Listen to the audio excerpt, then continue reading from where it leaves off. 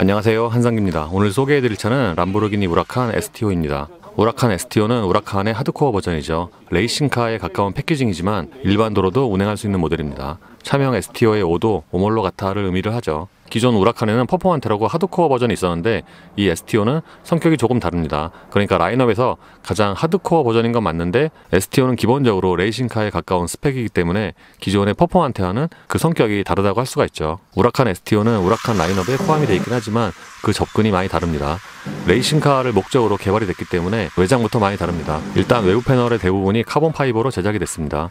람보르기니에 따르면은 외부 패널의 75% 이상이 카본 파이버죠. 따라서 공차 중량은 1339kg에 불과하고요. 이거는 아반떼 하이브리드보다 1kg이 가벼운 거죠. 그리고 기존의 우라칸 퍼포먼테보다 43kg이 더 가볍고요. 특징 중에 하나는 프론트엔드의 구조인데 일반 우라칸과는 달리 이 STO는 보닛이 반대로 열립니다. 보통 이렇게 보닛이 반대로 열리면은 멋있는, 그러니까 기능성과는 약간 좀 별개로, 근데 이 우라칸 STO의 경우에는 보닛과 팬더, 범퍼가 일체형입니다. 그러니까 레이싱카니까 교체하기가 쉽게 이렇게 디자인을 했습니다. 이거 역시도 전체가 다 카본이어서 굉장히 가볍고요. 그리고 기존의 우라칸 퍼포먼테도 에어로다이나믹 성능이 상당히 좋았는데 이 STO는 그거보다 에어로다이나믹 성능이 37%가 더 개선이 됐고요. 보통 고성능차 레이싱카들은 이 스포일러도 디자인이 남다른데 이 차 역시도 스포일러가 상당히 크고 넓습니다. 이 스포일러는 드라이버가 자신의 취향 또는 트랙에 맞게 각도를 3단계로 조절을 할 수가 있습니다. 우라칸 STO의 측면 실루엣은 전형적인 미드십이죠. 앞쪽에 엔진이 없기 때문에 보닛이 굉장히 짧고요. 따라서 윈드실드도 앞으로 좀 쭉 뻗어 있죠. 엔진은 기본적으로 V10 자연흡기 엔진을 사용을 하고 있고요. 그러니까 지금의 자동차 업계에서는 굉장히 드문 10기통 자연흡기 엔진이죠. 최고 출력은 640마력이고요. 정지에서 100km까지 가속하는 시간은 3초에 불과합니다. 타이어는 피렐리와 브리지스톤 두 가지고요. 피렐리는 일반 도로, 브리지스톤은 트랙 전용 타이어입니다. 지금 보시는 차는 피렐리 타이어를 끼고 있고요. 특징 중에 하나는 CCMR로 불리는 브레이크인데 기존의 CCB 대비해서는 제동력이 23%가 더 좋고요. 그리고 차체 중량 대비해서 브레이크 디스크의 크기도 가장 큰 수준입니다. 예, 우라칸 STO는 실내도 하드코어합니다. 보통 하드코어한 차 또는 스포츠 버전이 실내 들어서면은 그 특유의 소재가 있잖아요. 이 차는 우라칸 중에서도 가장 하드코어한 차이다 보니까 시각적으로도 좀 하드코어한 그런 면이 많이 보이죠. 실내를 얼핏 둘러보면 카본과 가죽이 주를 이루고요. 특히 카본이 가장 많은 비중을 차지를 합니다. 그래서 실내 내장재를 크게 보면은 가죽과 카본, 알칸타라가 거의 전체를 차지하고 있지 않나 싶습니다. 특징 중에 하나는 대시보드 디자인인데 이 우라칸이 그렇게 큰 차가 아니잖아요. 근데 그 차체 사이즈에 비해서 이 대시보드가 굉장히 넓어요. 그러니까 이 송풍구부터 저 유리까지 거리가 꽤 있죠. 이 차가 아무래도 미드시다 보니까 보닛이 짧고 그래서 앞유리가 좀 앞으로 나가 있는데 그래서 이 대시보드도 상당히 넓습니다. 그리고 보시는 것처럼 이 대시보드에도 굉장히 넓은 면적으로 가죽이 적용이 되어 있고요. 우라칸 STO는 일반 우라칸에 비해서 카본의 그 실내 비율이 굉장히 넓은데 예를 들어서 요 아래쪽 프레임 쪽이라든가 이런 도어 트림도 전체가 다 카본이에요. 그리고 밖에서 보는 것과는 달리 막상 실내에 앉으면은 그렇게 실내가 좁다는 생각은 별로 안 드는데 시트 포지션이 워낙 낮다 보니까 타고 내릴 때 조금 불편하긴 합니다. 그리고 가운데 부분에는 송풍구가 4개가 배치가 되어 있는데 이것도 이 위쪽이 이렇게 카본으로 적용이 되어 있고요. 이게 일반적인 송풍구와 달리 여기서부터 여기까지 또 굉장히 길잖아요. 그렇다 보니까 이 우라칸의 그런 디자인 컨셉과 좀 맞는 그런 큐가 아닌가 싶습니다. 센터 패시아는 플로팅 타입인데 그러니까 센터 패시아의 뒤쪽이 이렇게 뚫려 있어요. 그리고 일반적인 차들과는 달리 구성 자체가 좀 많이 다르죠.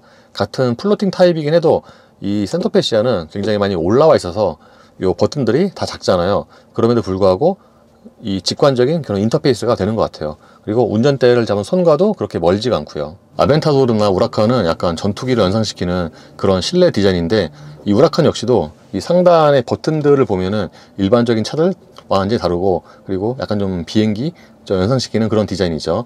요 양쪽의 버튼은 윈도우 상하 오르내림 버튼이고요. 그러니까 이것도 약간 일반적인 차들과 배치가 다르죠. 보통 가운데 있어도 여기 안 있고 좀 밑에 있는데 위치가 좀 높은 편이고 그리고 이 비상등 같은 경우에는 뭔가 그 미사일 발사 버튼 같이 좀 그런 디자인이죠. ESC도 여기 있고요. 모니터는 사료형 타입인데 크기는 좀 작습니다. 노트넷 플러스 이렇게 놓으면은 딱 이 정도 사이즈고요. 지금 이 홈 화면이고 그러니까 이 밑에 있는 이 버튼 누르면 이게 홈 화면이고 여기서 차량으로 들어가면은 이제 말 그대로 차량과 관련된 그러니까 여기서 타이어 공기압 등 또는 브레이크를 이렇게 한눈에 확인을 할 수가 있고요. 외부 조명의 경우에는 특이하게 집에 오는 중과 집을 떠나는 중 이렇게 따로 있습니다. 그리고 메인 화면에서 설정으로 들어가면은 이제 추가적인 메뉴가 나오는데, 확실히 이 차가 하드코어한, 그러니까 레이싱카에 가까운 그런 성격이다 보니까 이 안에 있는 메뉴가 그렇게 많지는 않습니다. 시동 버튼은 람보르기니의 특징과도 같은데, 일단 이 시동 버튼의 크기가 상당합니다. 정확히는 시동 버튼을 둘러싸고 있는 요 테두리가 꽤 크죠. 거기다가 이렇게 빨갛게 커브도 있어요. 요즘에 이렇게 누르는 방식의 시동 버튼은 되게 많지만 이렇게 커브가 있는 차는 드물죠. 그래서 시동을 켤 때는 이렇게 들어 올리고 누르면 시동이 켜집니다. 기어 셀렉터의 디자인도 상당히 특이합니다. 이게 버튼과 약간 혼합된 방식인데, 요 위에 이렇게 R이라고 있잖아요. 이게 이렇게 당기면은 후진 기어로 변하고요. 이거는 P, 그리고 이거는 수동 변속입니다. 센터 콘솔 박스는 여기 딱 핸드폰 하나 들어갈 수 있는 그런 공간이고요.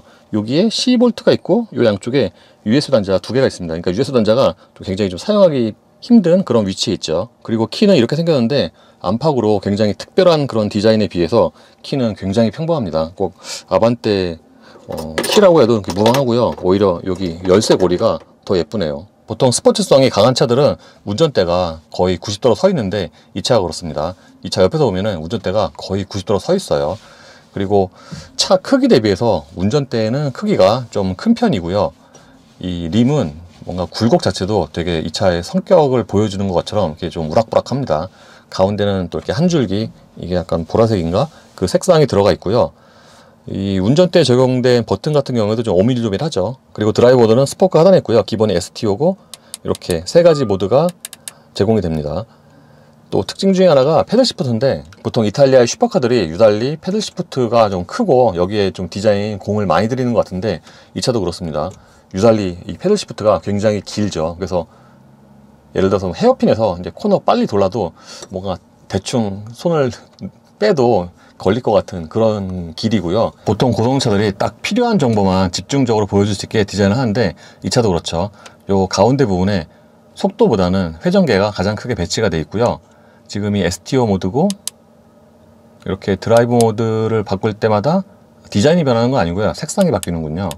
그리고 스포크의 버튼 누르면은 이렇게 양쪽에 표시되는 정보를 바꿀 수가 있는데, 여기에 표시된 정보가 그러니까 말 그대로 진짜 운전에 필요한 그런 정보가 대부분 다 표시가 됩니다. 이 차는 레이스카에 가까운 컨셉인데, 그래서 차 무게도 굉장히 가볍고, 실내만 보더라도 여기저기서 경량의 그 흔적이 많이 남아있죠. 이 도어 캐치만 봐도 이렇게 줄이에요. 이렇게 당기면은 이렇게 열리고요. 문도 상당히 가볍습니다. 보통 이런 차들의 시트를 보면은 포지션이 극단적으로 낮고 쿠션도 거의 없는데, 이 차가 그래요. 이 차가 기본적으로 차가 낮은데 시트 포지션이 가장 낮게 설치를 했기 때문에 차에 탈 때 타는 게 아니라 거의 주저앉듯이 앉습니다. 그리고 시트의 좌우 넓이라든가 등받이 같은 경우도 그 몸 전체를 잡아주는 기능성이 굉장히 좋죠. 시트 조절은 다 수동이고요. 측면의 등받이는 저 다이얼로 조절을 하고, 근데 조절 그 레버 같은 경우에는 저기도 색깔이 달라갖고 좀 고급스러워 보이기도 합니다. 여기도 구조가 조금 달라요. 그러니까 헬멧 넣을 수 있는 이런 공간을 또 따로 마련을 했습니다. 예, 지금 우라칸 STO로 갈아탔고요. 확실히 같은 우라칸이지만 저거와 이 차는 그냥 소리부터 달라요. 소리부터 달라. 이게 더 훨씬 더 우렁차입니다.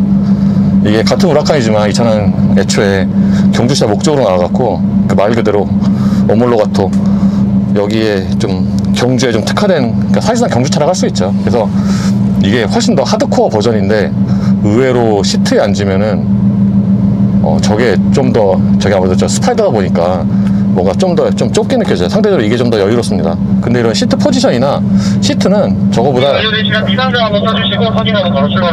이 차가 더 편한 것 같아요. 이 차가.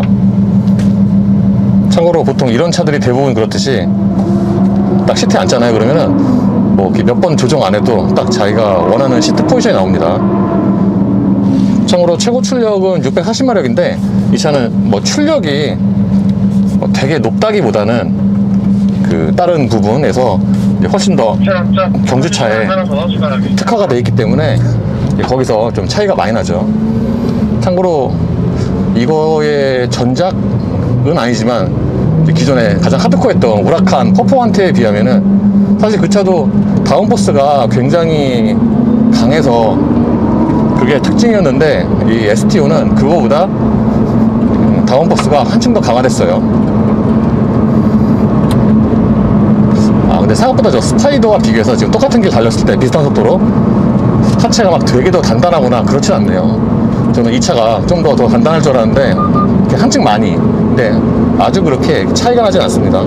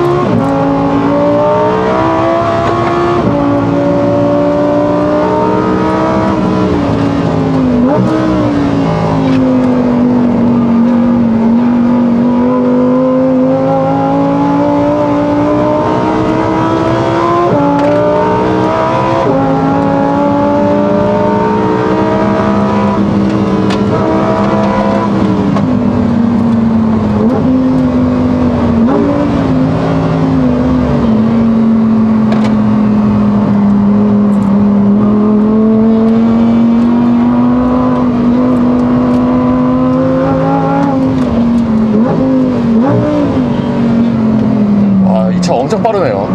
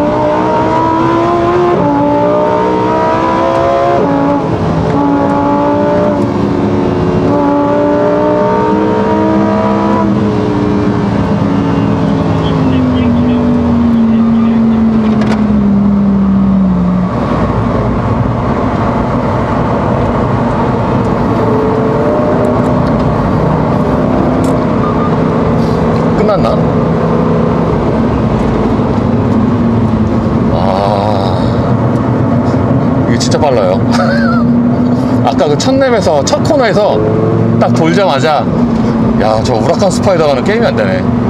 우라칸 스파이더는 그래도 좀 달래가면서 돌았는데 얘는 그냥 이렇게 쓱 돌아요. 그냥 이렇게 적당하게 저기 표현할 말이 없는데, 우라칸 스파이더는 그래도 좀 이렇게 약간 좀 달래가면서 빠르긴 하지만 그랬는데 얘는 그냥 이렇게 쓱 하고 돌아요. 일단 차가 잘 안 기울어져요. 아까 제가 처음에 의외로 그 하체 그 단단한 차이가 별로 없다고 말씀을 드렸는데 별로 없는 게 아닌 것 같아요. 코너에서 일단 차가 잘 안 기울어지니까 거기서 좀 더 좀 자신있게 밟을 수가 있고, 저 차는 상대적으로 이거보다는 차가 좀 많이 기울어지고, 심지어 지금 이 차는 그냥 피렐리 피제로거든요. 그 브리지스톤 그 타이어가 아니라 트랙용. 그래서 이게 트랙용 타이어면은 그 운전을 이제 저보다 잘하면은 무시무시하게 빠르겠네요, 이 차는. 이게 사실상 경주용 차랑 마찬가지여서, 야, 진짜 운전 몇 내 많았는데 배고프네요. 오늘 저녁에 닭갈비 많이 먹을 수 있겠습니다. 아, 그리고 결정적으로 거기서 좀 차이가 많은 것 같아요. 저 킥다운 할 때 그 반응 있잖아요. 이제 똑같은 기본 STO 스포츠 모드라고 해도 얘가 밟으면 이게 훨씬 빨라요. 특히 이 차가 그 코너에서 돌아 나갈 때 그때 차이가 저 차랑 되게 많이 납니다. 사실 직전 주로에서 가속은 생각보다 그렇게 큰 차이가 없거든요. 쟤는 아까 저기서 한 230 나왔고 얘는 한 235 정도 나왔는데, 최고 속도의 그 차이는 그렇게 많이 없는데 실제로 그 재원상 최고 속도는 얘가 더 느리죠. 근데 중간중간에 가속 이런 거 할 때가 얘가 훨씬 빠르니까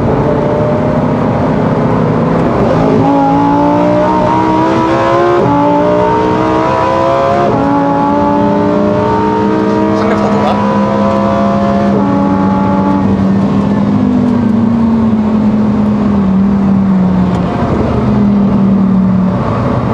와, 좀 전에 250 나오네.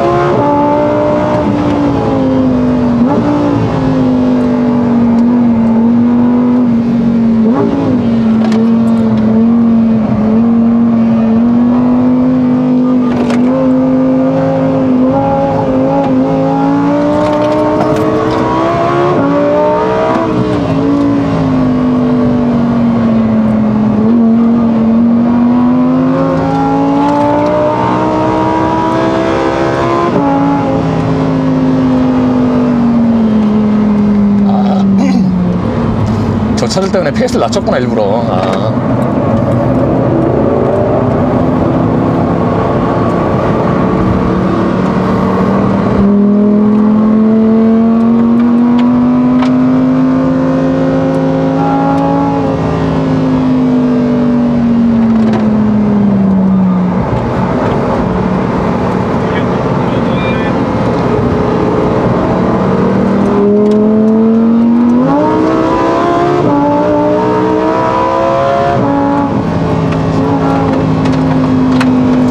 이 차는 직선에서 달려도 막 저기 ESC 들어와요. 직선에서 달려도. 그리고 아까는 저기 250 나왔고요.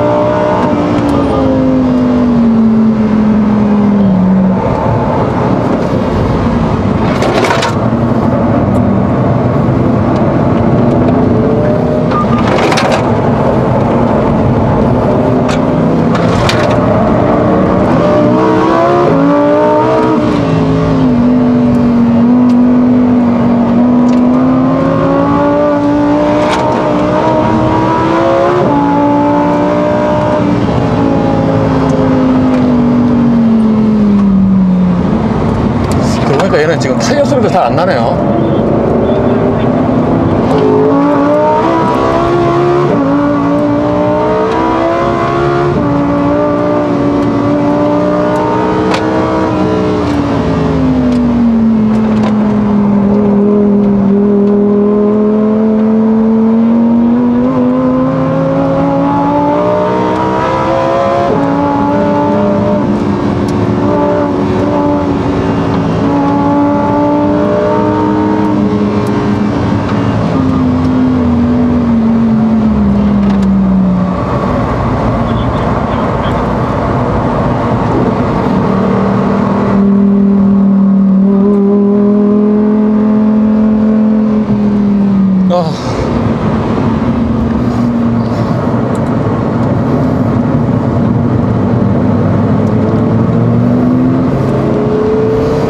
아니 그 4, 5년 전에 우라칸 퍼포먼 탈 때도 그 차도 진짜 빨랐는데, 그리고 야 뭐 거의 레이싱카에 가깝다 라고 생각을 했는데 이거는 그보다 더하네요. 야 역시 이게 사고를 오래 끓이니까 진국이 나오네요. 그리고 헬멧 쓰면은 장단점이 있는데 뭐 다 장점이지만 단점은 저기 엔진 소리가 잘 안 들려. 엔진 소리가. 그리고 타이어 소리도 잘 안 들리고, 지금 타이어 소리가 나는지 안 나는지, 이게 고회전에서 엔진 소리는 어떤지 이게 잘 감이 안 옵니다. 장점은요, 막 코너링 할 때 여기다 이렇게 머리 갖다 대고서 코너링 하기 되게 좋아요. 이렇게 편하게. 진짜 편해요 이거. 목에 힘이 하나도 안 들어가요.